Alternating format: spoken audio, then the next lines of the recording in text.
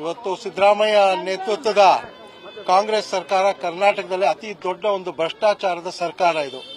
ಇವತ್ತು ಇದು ರೈತ ವಿರೋಧಿ, ಜನ ವಿರೋಧಿ, ವಿದ್ಯಾರ್ಥಿಗಳ ವಿರೋಧಿ, ಮಹಿಳೆಯರ ವಿರೋಧಿ ಒಂದು ಸರ್ಕಾರ ಇದು. ಏಕಾಏಕಿ ಲಕ್ಷಾಂತರ ಕುಟುಂಬಗಳಿಗೆ ಇವತ್ತು ಏನೊಂದು ಬಿಪಿಎಲ್ ಕಾರ್ಡ್ ಅನ್ನು ಇದನ್ನು ಎಪಿಎಲ್ ಕಾರ್ಡ್ ಮಾಡಿದ್ದಾರೆ. ಇದರಿಂದ ಬಡಬಗರಿಗೆ ಏನೊಂದು ಅಕ್ಕಿ ಬರ್ತಿತ್ತೋ ಅದು ಕೂಡ ಬರಲ್ಲ. ಇದರಿಂದ ಜೊತೆಗೆ ತೊಂದರೆ ಆಗುವಂತದ್ದು ಯಾರು ಬಡಬಗರು, ಯಾರು ಈ ಬಿಪಿಎಲ್ ಕಾರ್ಡ್ ಅವರು ಆಸ್ಪತ್ರೆಗಳಲ್ಲಿ ಉಚಿತ ಒಂದು ಚಿಕಿತ್ಸೆಯನ್ನು ಪಡಿತಿದ್ರೋ ಅವ್ರಿಗೆ ಅದು ಕೂಡ ಇವತ್ತು ತೊಂದರೆ ಆಗುವಂತ ಪರಿಸ್ಥಿತಿ ಇದೆ.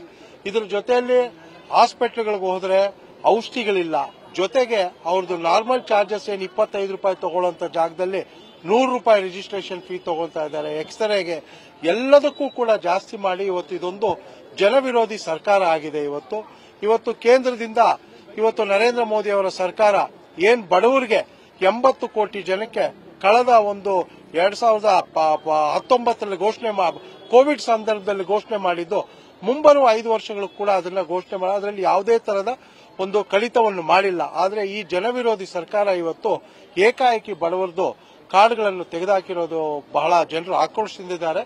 ಖಂಡಿತವಾಗ್ಲೂ ಕೂಡ ಒಂದು ಜನಾಂದೋಲನೆ ಈ ಒಂದು ರಾಜ್ಯದಲ್ಲಿ ಆಗುತ್ತೆ. ಖಂಡಿತವಾಗ್ಲೂ ಕೂಡ ನಾವು ಭಾರತೀಯ ಜನತಾ ಪಾರ್ಟಿಯವರು ನಾವೆಲ್ಲರೂ ಕೂಡ ಬೆಂಗಳೂರು ಸೆಂಟ್ರಲ್ ನಲ್ಲೂ ಕೂಡ ಸುಮಾರು ಲಕ್ಷಾಂತರ ಜನಕ್ಕೆ ಈ ಒಂದು ಕಾರ್ಡಿನ ಎಫೆಕ್ಟ್ ಆಗಿದೆ. ಏನೊಂದು ಬಿಪಿಎಲ್ ಕಾರ್ಡ್ ಅನ್ನು ಎಪಿಎಲ್ ಕಾರ್ಡ್ ಆಗಿ ಪರಿವರ್ತನೆ ಮಾಡಿರೋದ್ರಿಂದ ಖಂಡಿತವಾಗ್ಲೂ ಕೂಡ ನಾವು ಜನರ ಜೊತೆ ನಿಂತು ಈ ಸರ್ಕಾರವನ್ನು, ಭ್ರಷ್ಟ ಸರ್ಕಾರವನ್ನು ಕಿತ್ತೋಗಿದ್ದೀವಿ.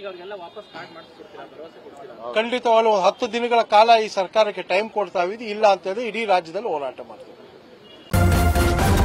ನ್ಯೂಸ್ ಫಸ್ಟ್, ನಿರ್ಭೀತಿಯಿಂದ ನಿಮ್ಮ ಪರವಾಗಿ.